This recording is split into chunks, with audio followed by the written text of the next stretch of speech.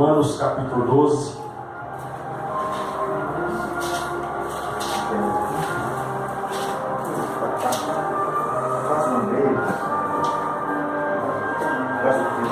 Glória a Deus.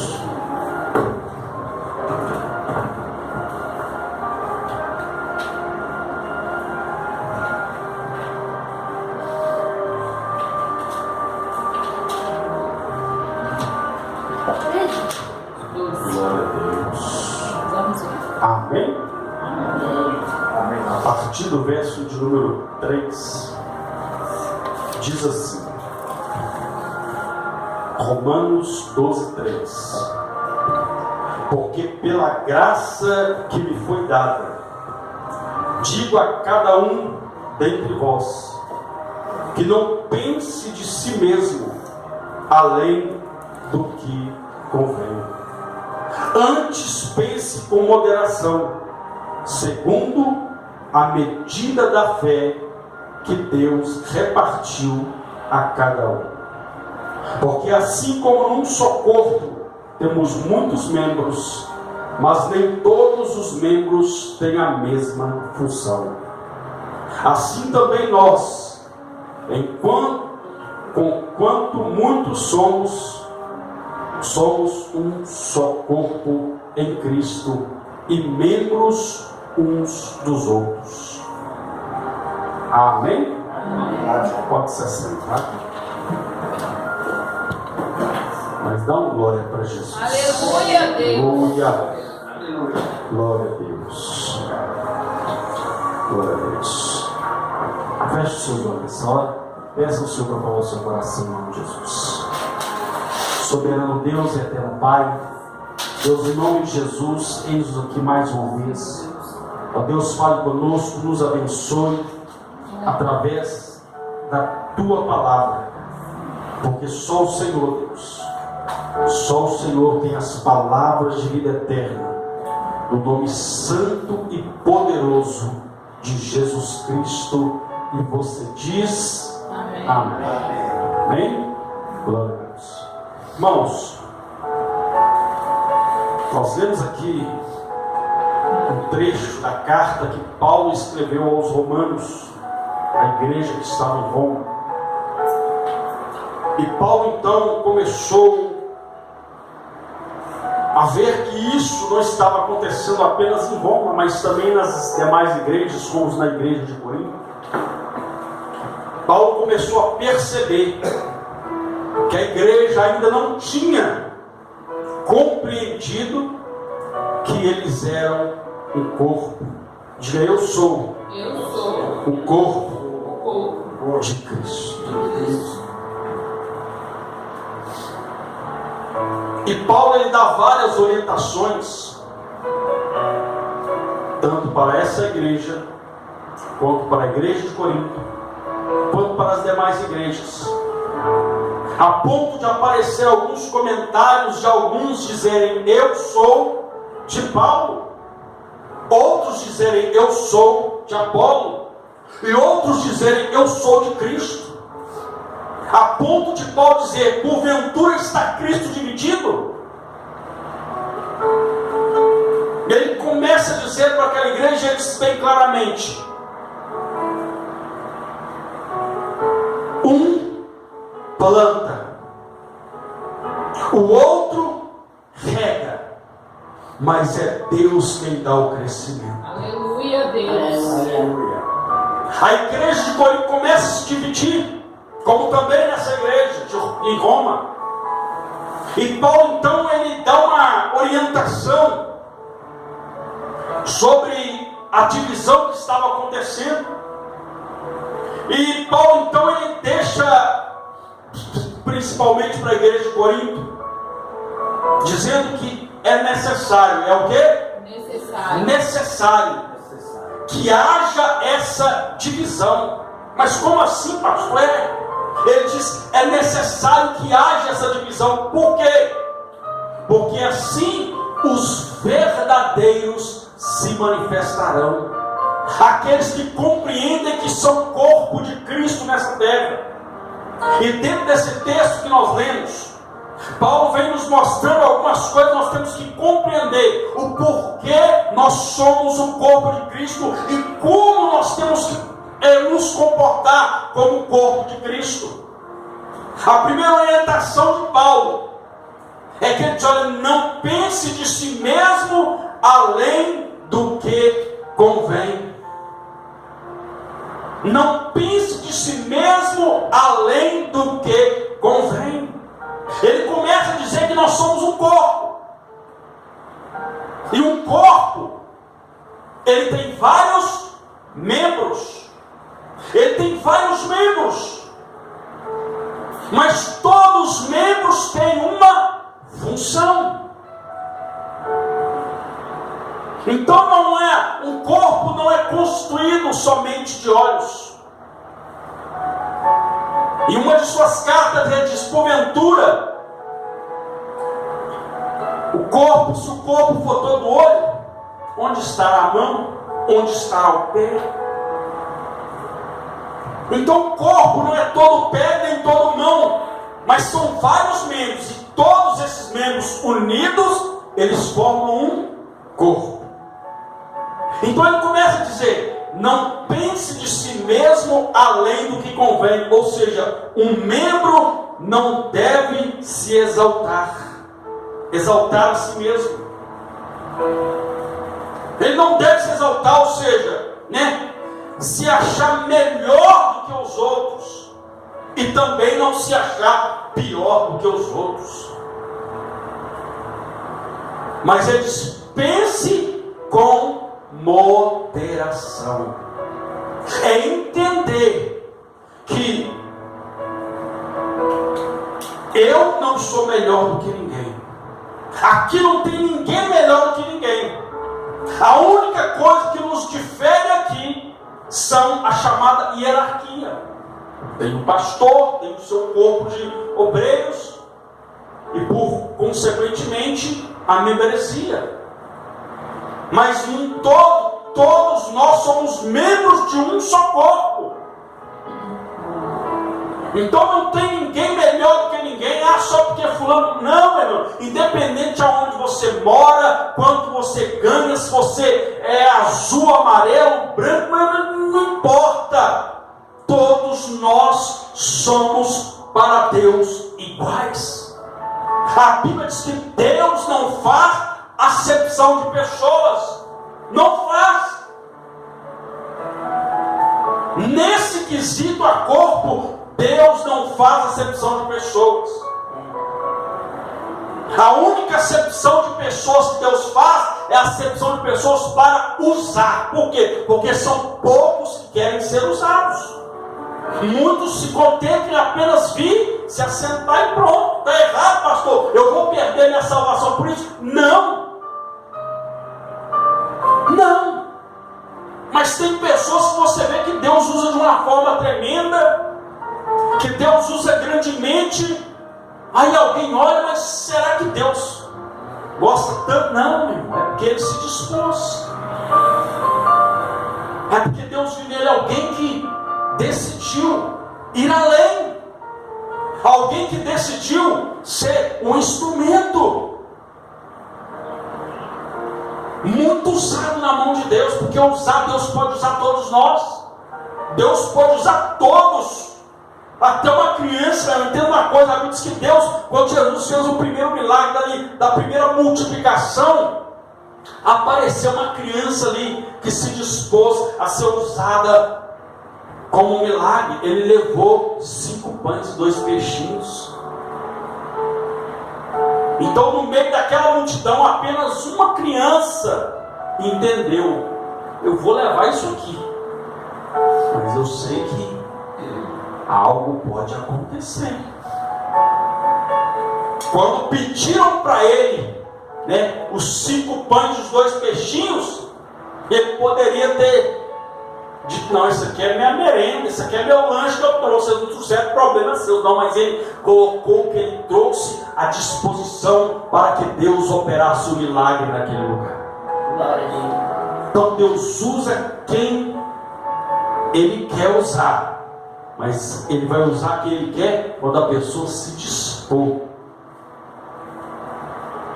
Então tem pessoas que pagam um preço, às vezes a pessoa, não, mas fulano é tão usado, mas vai ver o que aquela pessoa passou para chegar até ali. Porque vê o status, vê a fama, vê, né, a pessoa dos chamados holofotes, é uma coisa. Agora os bastidores, o que a pessoa passou para chegar ali, ninguém vê. As lágrimas derramadas, ninguém viu. Os levantes, ninguém viu. Aqueles que queriam puxar o tapete da pessoa, ninguém viu. Mas a pessoa permaneceu de pé, porque ela entendeu quem chamou ela e o propósito que Deus tinha na vida dela. Só nesse quesito. Mas em questão a cor, Deus não faz acepção de pessoas. Aleluia. Porque Deus amou o mundo de tal maneira que deu o seu único filho, para que todo aquele que nele crê não pereça, mas tenha a vida eterna. Então todos nós temos esse privilégio de sermos membros do corpo de Cristo. Então não tem ninguém melhor.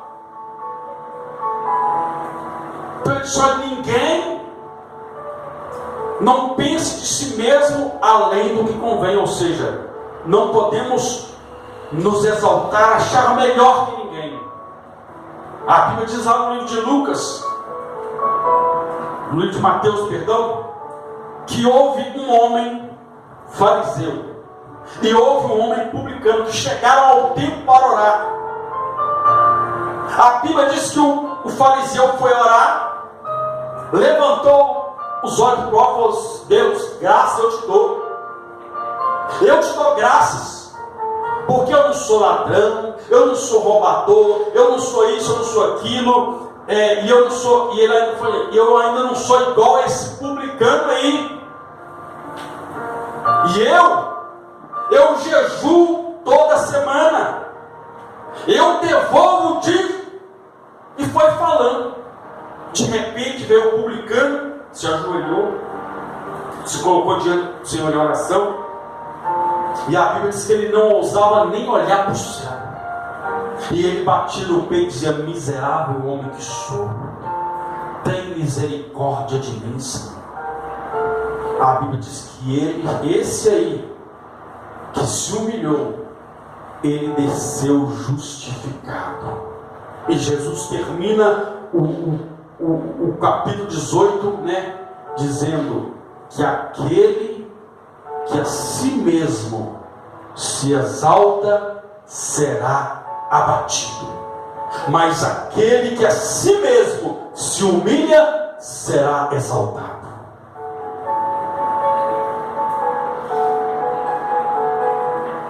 Então não tem ninguém melhor. Aquele público, aquele fariseu achou que por ele fazer o que ele fazia, ele era melhor do que aquele outro. Deus não vê dessa forma.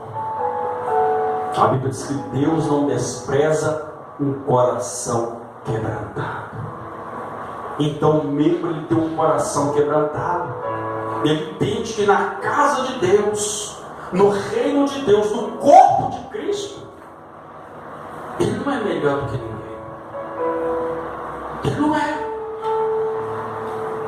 Segundo, ele diz, olha, verso de número 3, ele continua dizendo: pela graça que me foi dada, digo a cada um dentre vós que não pense de si mesmo além do que convém, antes pense com moderação, segundo a medida da fé que Deus repartiu a cada um. Diga: segundo a medida da fé que Deus repartiu a cada um. Diga: eu preciso entender que nem todos os membros têm a mesma medida de fé. Nem todos. Você vai encontrar pessoas no corpo que são membros que às vezes creem que Deus cura uma dor de cabeça, mas não creem que Deus cura um câncer. Você vai ver uns que creem que Deus é capaz de, enfim, fazer o que Ele fez na vida dela hoje, mas não crê o que ele fez no passado, que ele pode fazer hoje ainda. Como assim, pastor? Abrir porta onde não tem porta, fazer milagre acontecer. Ele pode, ele não mudou. Mas a Bíblia diz que ele repartiu a fé, há uma medida de fé para cada um. Por quê? Porque ele conhece o coração do homem. Ele conhece o nosso coração. O importante é que você tenha fé. Porque quando Jesus, ele diz, olha, quando porventura vier o Filho do Homem, porventura encontrará fé na terra? Ele não disse uma fé grande, uma fé pequena, não. Porventura encontrará fé? Então que ele encontre fé no nosso coração, seja ela pequena, seja ela grande, seja ela média, à medida que nos foi dada, nós temos que exercer. Nós temos que exercer.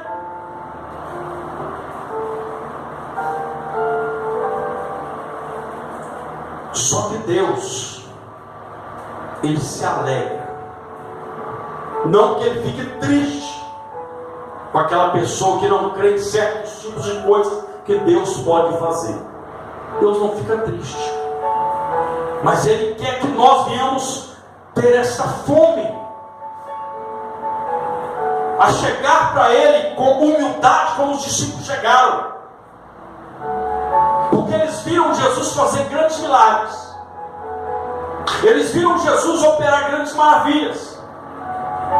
Aí a Bíblia diz que Jesus olha para ela e diz, se vocês crerem em mim, vocês só não farão apenas as obras que eu fiz, mas ainda farão obras maiores. Sabe o que eles fizeram? Chegaram para o Senhor e Senhor, está lá em Lucas 17, versículo 5. Senhor, aumenta-nos a nossa fé. Então, se você se sente muitas vezes fraco na fé, muitas vezes você se sente abatido na fé, peça a Ele para aumentar a sua fé. Peça a Ele para aumentar. Ele disse, se a sua fé for como um grão de mostarda, pequenininho, porque a semente, a mostarda, a semente é a menor semente das hortaliças, mas quando ela brota também, quando ela gera o resultado, ele diz que até as aves vêm pousar debaixo dela, se torna maior. Ele disse, se a sua fé for do tamanho do grão de mostarda, você não vai só apenas dizer ao que foi feito essa figueira, mas se dizer ao monte, ergue-te daqui, assim se fará. O que Jesus estava explicando? Estava passando para eles. Um monte, aos olhos humanos, ele é intransponível, ele é resistente. Mas Jesus está falando, se a sua fé for do tamanho de um grão de mostarda, ainda que o seu problema, a sua dificuldade seja, enfim, resistente, seja gigantesco, ainda assim eu vou operar o meu milagre mediante a sua fé. Então ele disse, Senhor, aumenta-nos a nossa fé. Aí ele diz assim, verso 4: porque assim como num só corpo temos muitos membros, nem todos os membros têm a mesma função. Diga assim, mas nem todos os membros têm a mesma função. Como membro do corpo, nós precisamos buscar a Deus, buscar em Deus qual é a nossa função. Porque ele fala assim, olha, mas nem todos os membros têm a mesma função. Nem todo membro do corpo tem a mesma função. Os braços têm a mesma função, os pés têm a mesma, os dois olhos têm a mesma. Mas a função do olho é uma, a do braço é outra, a do pé é outra, a da perna é outra. Ou seja, assim é o corpo de Cristo. Tem, o pastor, tem os diáconos, tem os obreiros, o corpo de obreiros, tem os levitas, tem os irmãos, que compõem o corpo, mas cada um tem uma função. Então Deus nos chamou com uma função. Aí às vezes a pessoa pensa, não, mas eu vou na igreja, qual que é a minha função? Se eu não faço nada, se eu não estou cantando, se eu não estou pregando, irmão, a sua vida já é um motivo de ser usado por Deus. O seu testemunho, a sua conduta, você já é usado por Deus. A Bíblia fala que, olha o que a própria Bíblia fala, que a mulher sábia, com a boca fechada, ela ganha o seu marido. Só com o comportamento dela, ela ganha o seu marido.